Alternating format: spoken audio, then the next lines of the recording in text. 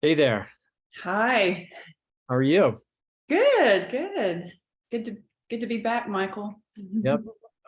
Michael Hopkins here from Seeking Alpha with Jennifer Warren from Concept Elemental.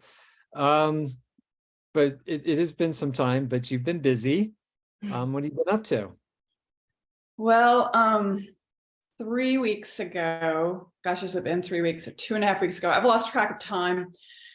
I went to Houston for a couple of days of the CERA week, which is the largest, most important global gathering of energy players pretty much in the world, I believe, because everybody from around the world comes that's connected to energy. And I was there expressly for a reception that was put on by the Canadian, a Canadian chamber, but there were quite a few Canadian governments, ministers of energy and whatnot there. And then after that, I was at an investor conference just last week, right when the SVB crisis was happening. And so I was in a 2-day investor conference.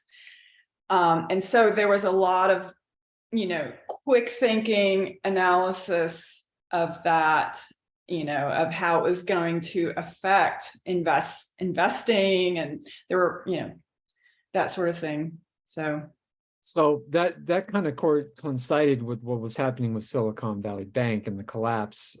Maybe tell us a little bit about, were those conversations surfacing at that event? Oh yeah. So day one, so the event was during South by Southwest, which is a very big, well-known. It was well known for its music festival, but as you know, Austin, where it was held, is a tech, capital in Texas. You've got Silicon Valley, but then you've got Austin as well, and then East Coast versions. But so that was the day that the Fed had stepped in over the weekend. And so everyone was just trying to figure out, okay, what's happened, who's on first, what's on second, all this.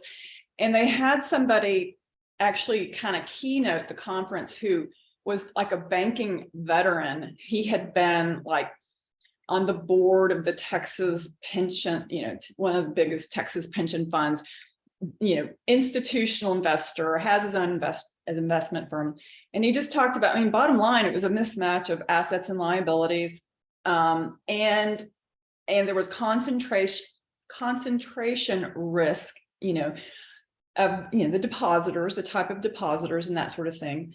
And then the other factor you have going on, and this is just something that I've been talking about even back in November with the accounting professor, is that,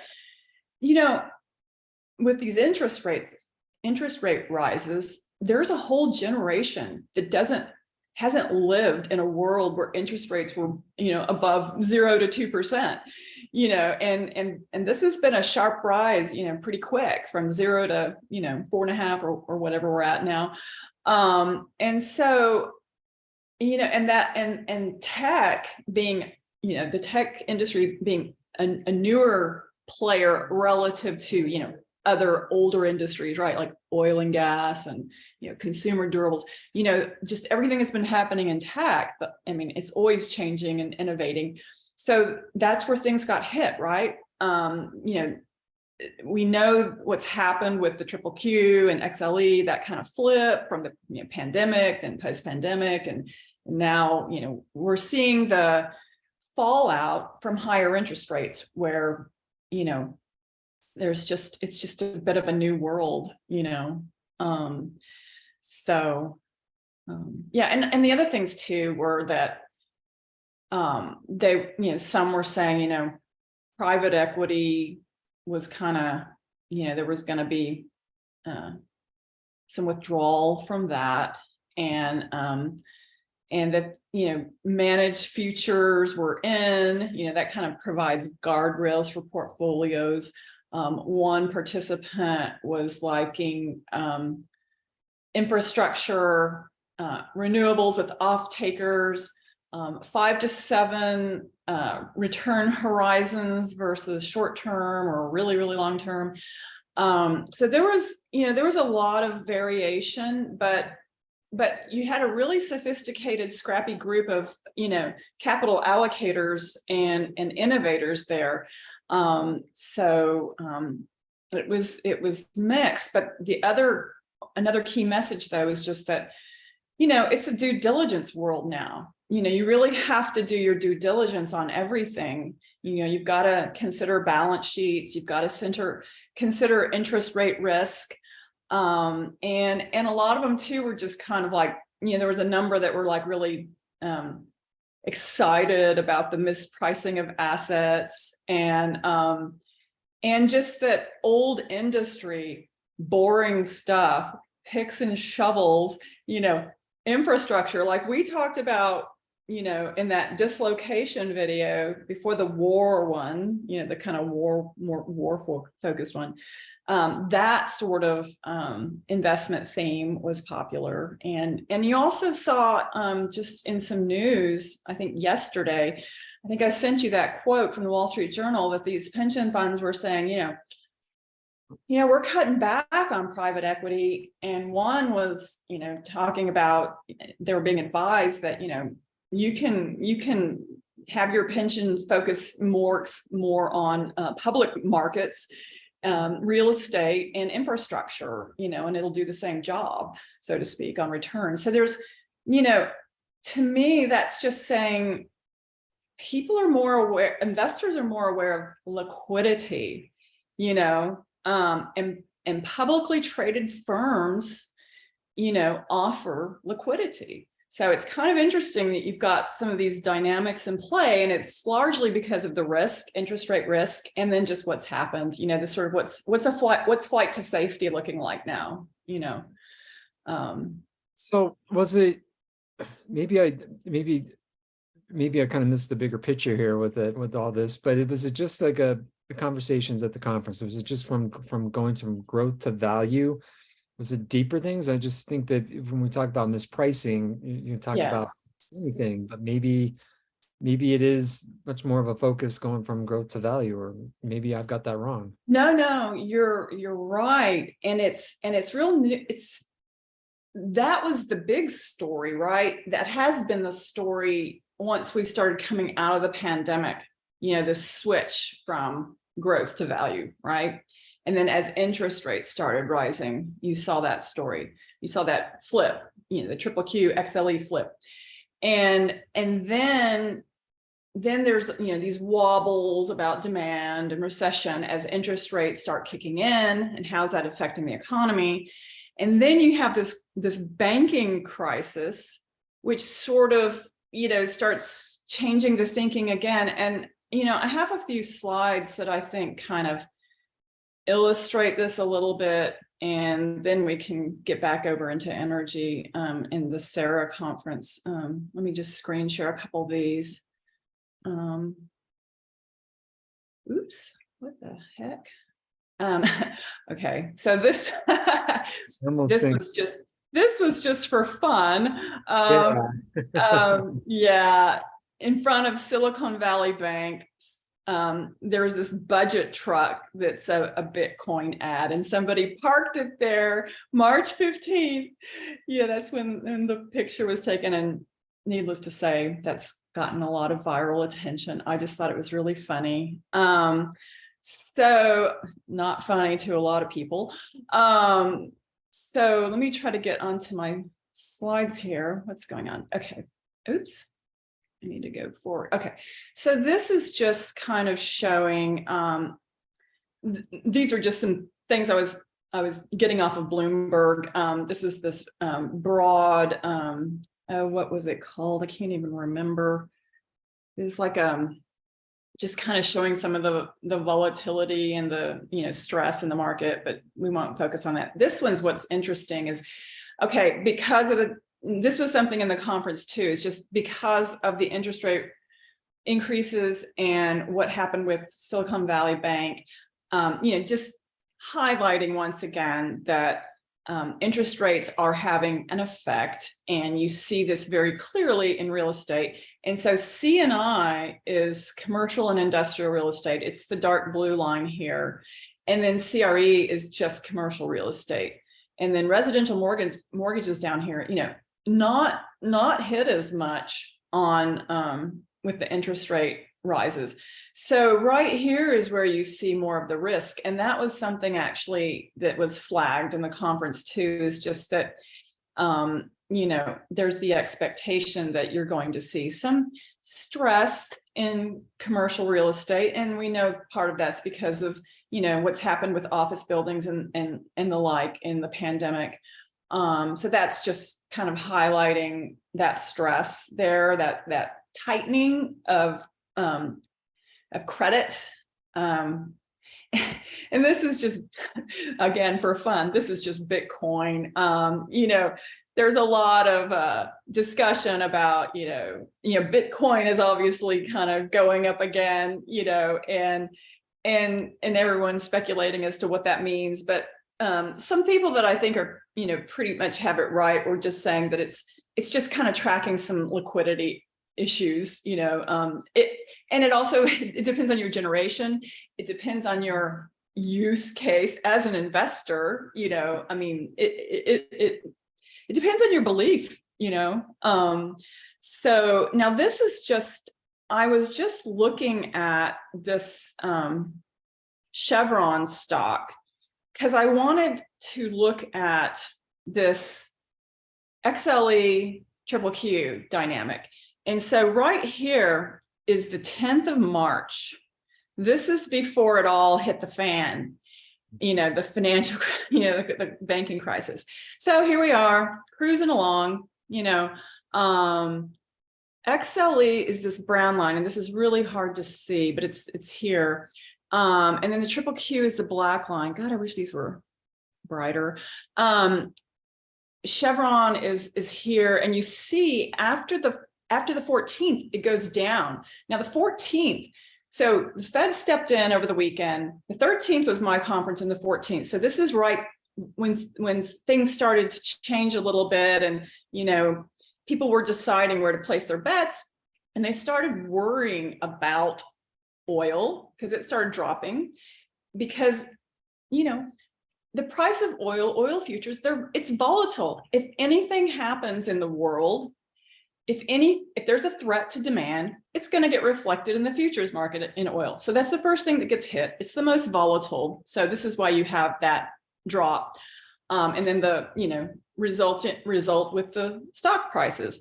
And then here's IBM in green. I just put this up, and Apple is here.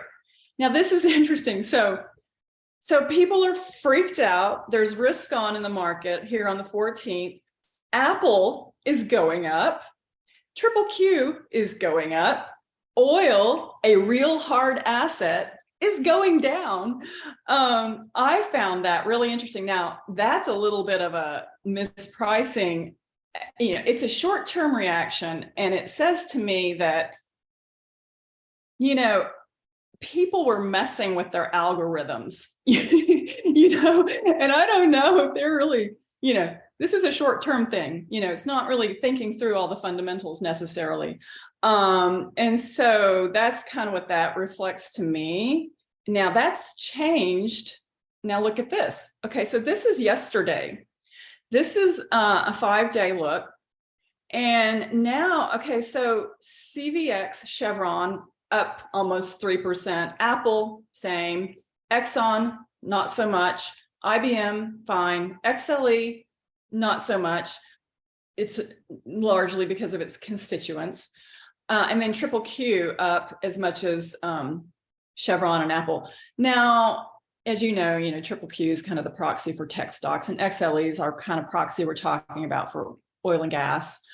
But what's interesting about this, okay, so back when we talked about bellwethers back in November, you know, the firms that represent the pulse of the market, CVX Chevron is a top bellwether in the oil and gas sector that represents. So when their earnings come out, the market reacts. good or bad. Same with Apple. Apple is a top bellwether. IBM is up there. Exxon is a bellwether, but not to the extent that CVX is. So what I was looking at was to see here, what is the pulse of the market and what are these bellwether firms saying, And so I think a little bit of mean reversion is starting to happen. What that's telling me is, some of the concern, that's my oil stuff. We'll stop sharing. Some of the concern, because I think the market's been, hearing from the Fed and different bank leaders that, okay, we're on this and this is what we're going to do. And also just that, the expectation about the interest rate increase tomorrow. I mean, my thought too was just, okay, they're going to probably do a quarter because, they're not going to do nothing. And if they do nothing, then they say, oh, we're not worried about inflation or what was happening before this, erupted. And it's almost like they have to do it, in my view, as a token to the market of, okay, here's reality. We're still in, we still have some heat in the economy, and we still need to deal with that. So that's kind of some of that macro, crisis unfolding, ideas. So what I also thought was interesting, you just touched on this a little earlier with the pension fund comments of people from their various pension funds. I guess that was part of the discussions at the two events you were at. So are they saying the same things? Well, now there was the highlighting, as I mentioned, of one of the investors saying that they like real estate, infrastructure, picks and shovels. Now they weren't really talking about publicly traded firms so much. At this conference, at this time, they were not talking about liquidity. And the reason they were not talking about liquidity was because a lot of them were private market actors. I mean, I was in largely the private market sector, and that's a bit different. They play into each other, right, with the publicly traded firms, public markets. But the reason that comment caught my eye was that the pension funds were seeing the same thing regarding investment types. But what struck me was the focus on publicly traded assets, because to me that says, they want to be able to move in and out. They want liquidity, So now what they're saying is, what was hot for the last decade of private equity or whatnot, that they're starting to say, oh, you know what, we want some liquidity in our portfolio. We want to have the ability to cash in when we need to and sell things that are not illiquid. And so that was me just seeing what's evolved since that conference. Not that conference was saying that. It's just sort of more my take, because it relates to the Seeking Alpha audience, right? I mean, it's kind of a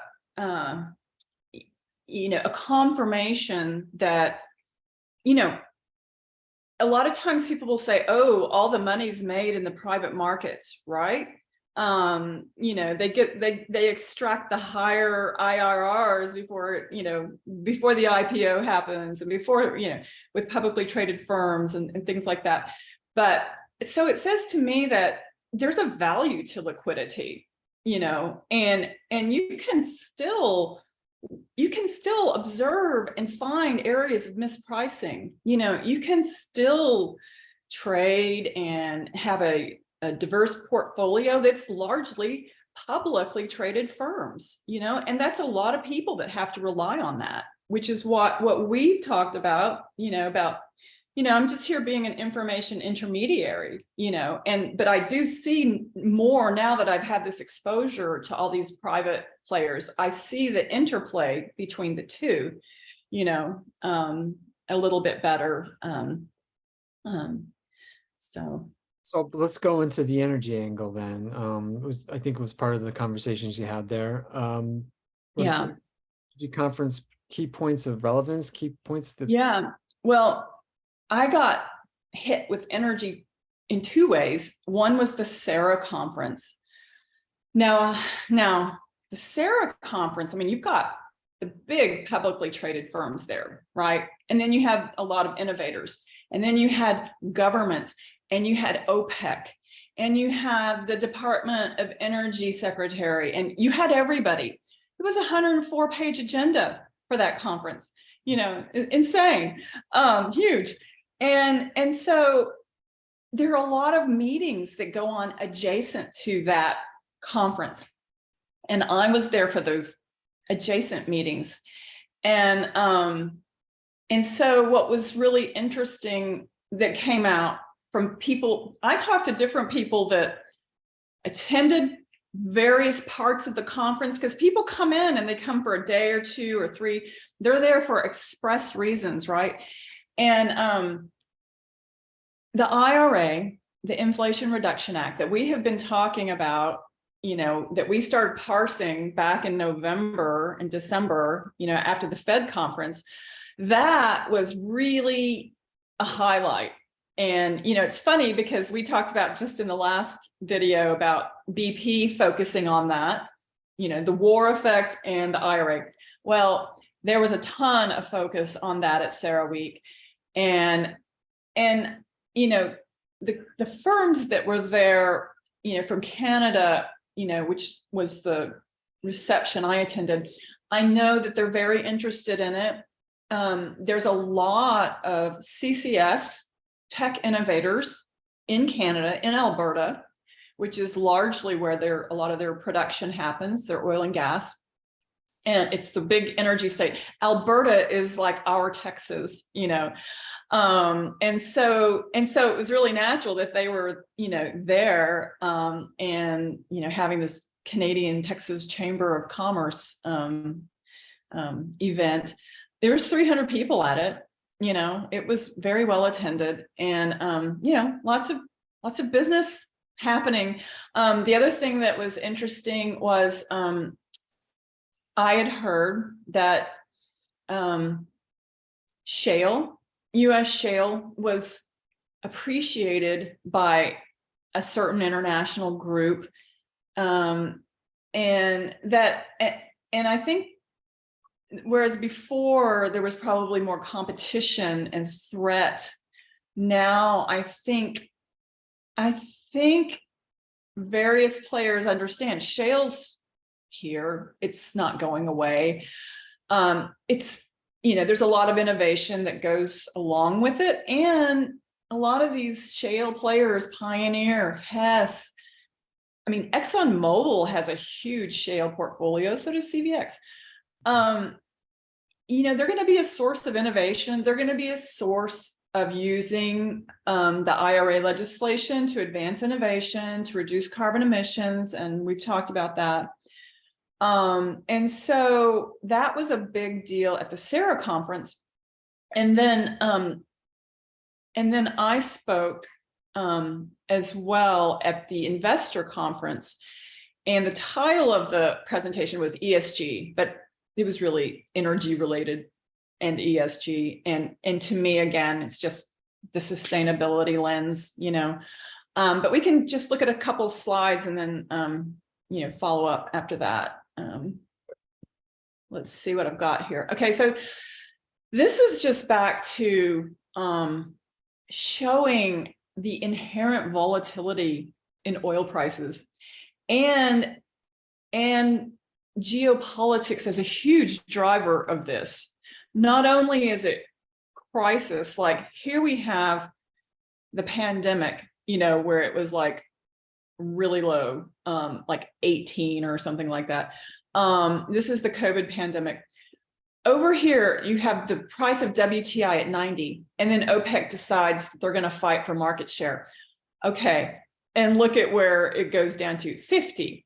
So you have this 50 to 80 range from let's just call it 2015 until almost the pandemic.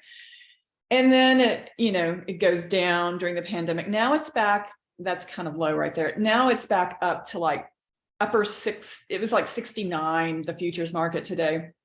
But as far as price goes, people I talk to still expect the $75 to $95 range for the year.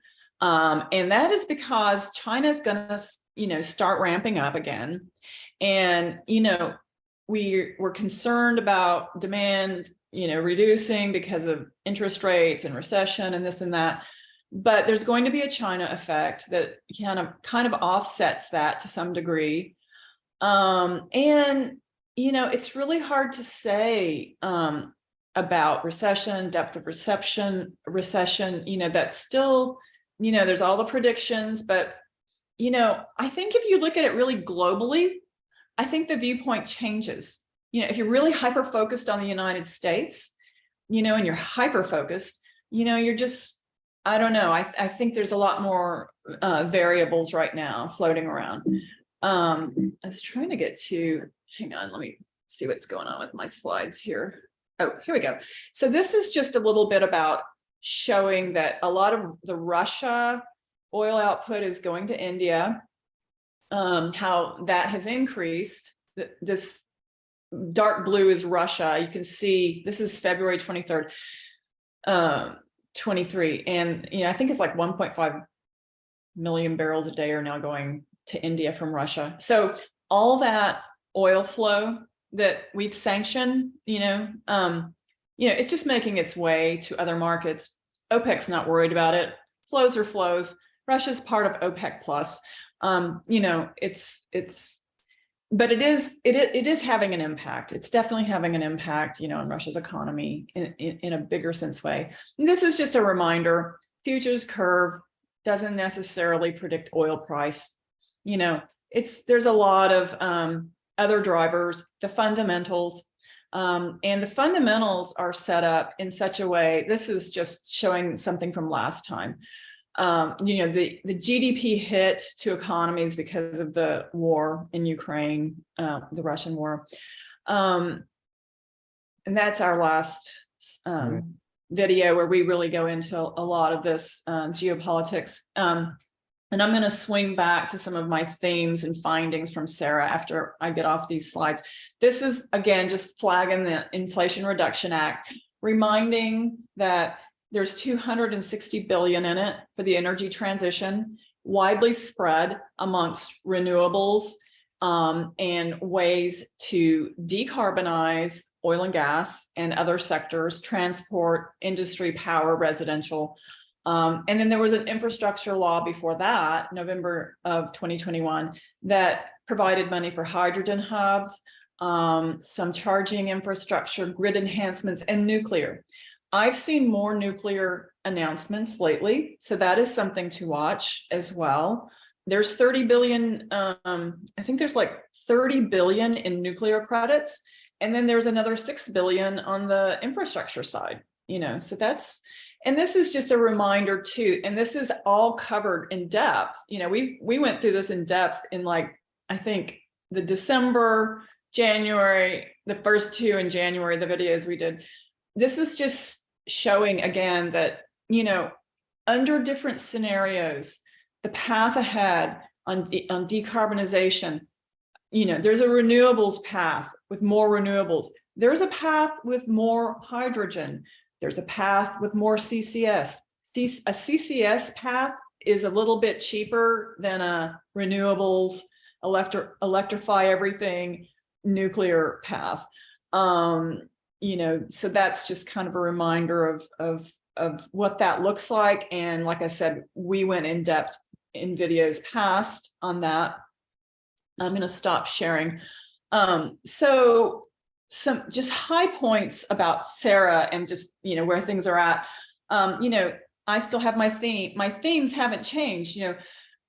capital efficiency, resource efficiency, sustainability. But now with this crisis, I would add in discernment, using more discernment in investing, and also just the value of liquidity, just keeping an eye on the value of liquidity, depending on where you are in your portfolio and where you are in terms of retirement and that sort of thing, what you can risk when you need liquidity, you need to think about that more, perhaps. I think this bank scare, kind of, highlighted some of that.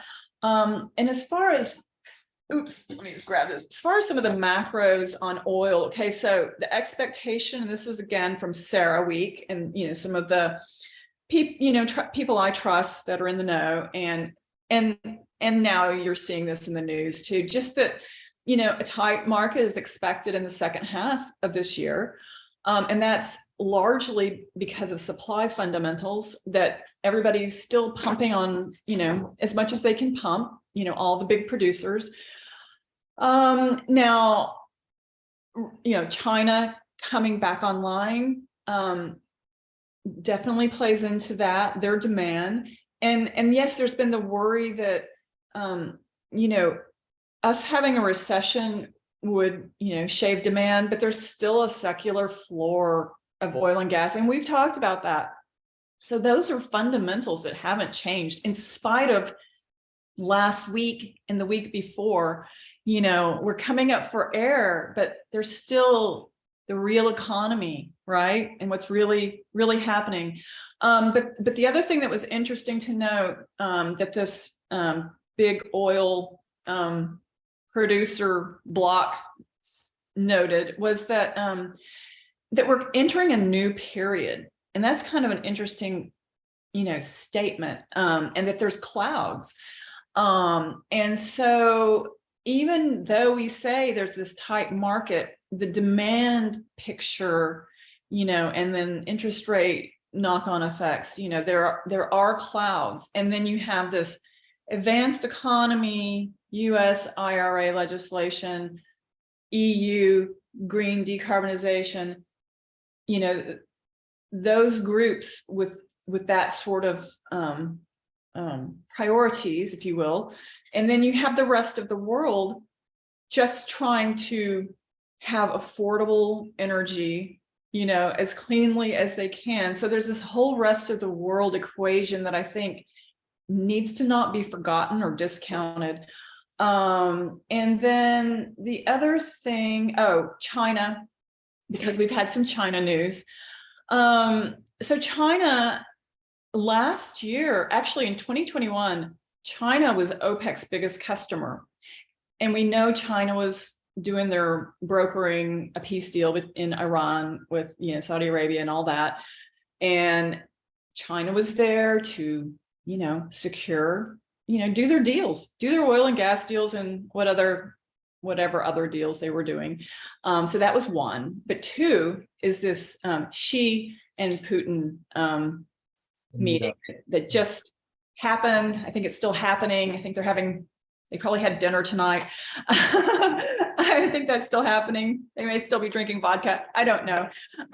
But basically China buys 1/3 of Russia's oil. And now, as of in 2022, Russia became China's biggest importer. China's importing more from Russia than Saudi Arabia as of this year. That was not the case in 2021. Now, I find that interesting. So China was visiting all their big oil and gas suppliers, So, as much as there's all this news about it, the bottom line is China's just going and taking care of China, right? I mean, that is the deal. And yeah, sure, there's all these geopolitical ramifications, not to discount any of that. But I think the fundamental of securing energy supply is what's really relevant. And on the gas front, we've talked about this too, just that, and China is importing more Russian LNG. All that Russian LNG we talked about last time, that's not happening in the EU or the US. It's going to China, it's going elsewhere, it's going to other Asia. Our LNG is going to the EU and China. And we're picking up a lot of that trade. We're picking up a lot of the Russia trade, as we talked about before. And then the other thing that's kind of interesting is US oil and gas, Texas oil and gas. I know we were going to talk about that a little bit, just that, you know, we still have this really huge leadership role in that.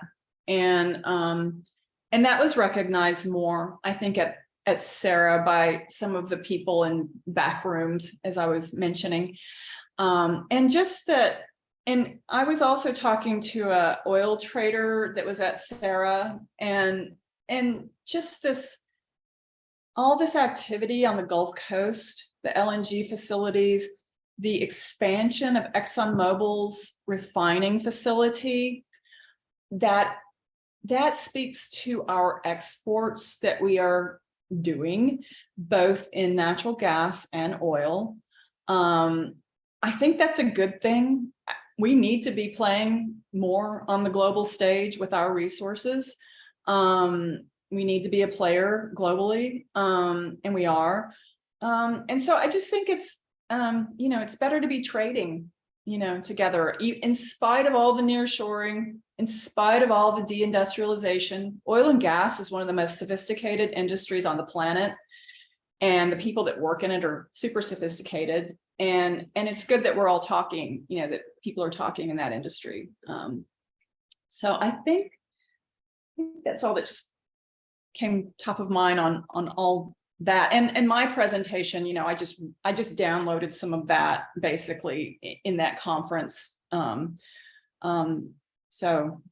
So I guess if we want to try to conclude here, it seems like this is how we conclude all of the other videos, but it just comes back to geopolitics again. Like when we're, you know, surfacing here, but this one, it would be China, but also with India, and then having those, you know, Russia having those key customers there. But I liked what you said about the US being a player globally. And it seems like even with all of this, the volatilities going on, and not just with the, you know, the geopolitical angle, but here domestically and all that, there seems to be an opportunity for US energy. Yeah. In the market there. Yeah, definitely. And I mean, and I think that lends itself to an investment thesis, right? And like yesterday, I mean, I was buying more Oxy and Exxon, you know, those prices were dropping after the banking situation, and, you know, people were getting scared about, you know, oil prices and oil demand and all that. And I was like, I'm leaning into that, you know, and so I did.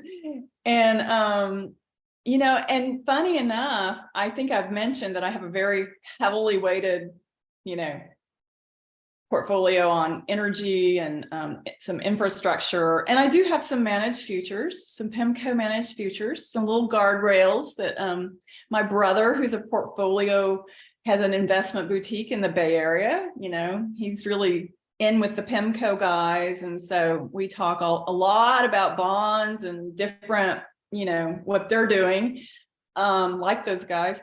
And my brother's boutique, you know, they're really good bond guys, you know, they're really good fixed income guys, but we work on, you know, sustainable portfolios together. And, you know, I'll give them some energy names I like and things like that. We exchange, you know, back and forth. And so Oxy's interesting because, you know, we know that Warren Buffett was buying more Oxy again because, yeah, the price was going down. I mean, why wouldn't you do that? You know, if you, I mean, they have good assets and they have a good model, and, you know, it's, and then the other thing about a lot of the oil and gas firms, and we talked about this right after the Fed conference, is that their balance sheets are in good shape. A lot of them have paid down debt, you know, they're, you know, kicking off good dividends, and some of them are doing buybacks, but also they have capital to allocate to some of the tech firms that are now struggling, to help with this transition and do some of the decarbonization, try some hydrogen, some CCS. On my panel, there was actually a guy that was pitching a green hydrogen play, and that was really interesting. And sort of got into the weeds a little bit with that, and because there's other countries around the world that are also focusing on some hydrogen hubs. There's a lot of debate about hydrogen, and that's for a whole nother day or a whole nother whatever. So there's just a lot to be said for US oil and gas, the majors. I like FANG, Diamondback. Hess is doing interesting things. And then, I talk some off and on with Jay Hatfield, of AMSA, the midstream MLP ETF, and just kind of check in with him. And he was, the price range is courtesy of him. And I totally concur. And those guys do really good analysis. They've got their eye on the ball. So that's kind of some of my investing thinking in that area. Yeah, I mean, certainly a lot from the conference, a lot of good information too, and people still talking about what's going on and where the transition's going. Yeah, well, yeah, it's a fundamental transition, and with this IRA legislation, I mean, these subsidies and tax credits go on for 10 years. That's a big runway, and yes, we have the interest rate risk, and we have how that's filtering through different sectors, but fundamentally, it's a signal, and it's movement, it's forward movement, it's not backwards, right? If you look at the triple Q, you could go, oh, looks like we're going backwards, but we're not. We're never going backwards. It's just creative destruction in play, Schumpeter's law. So. Well, great. Unless you got something else, I think that's a lot to think about for sure. No, I think that's all I've got today. Thank you for speaking with me again, Michael. I enjoyed it. Thanks for your time too. Appreciate it.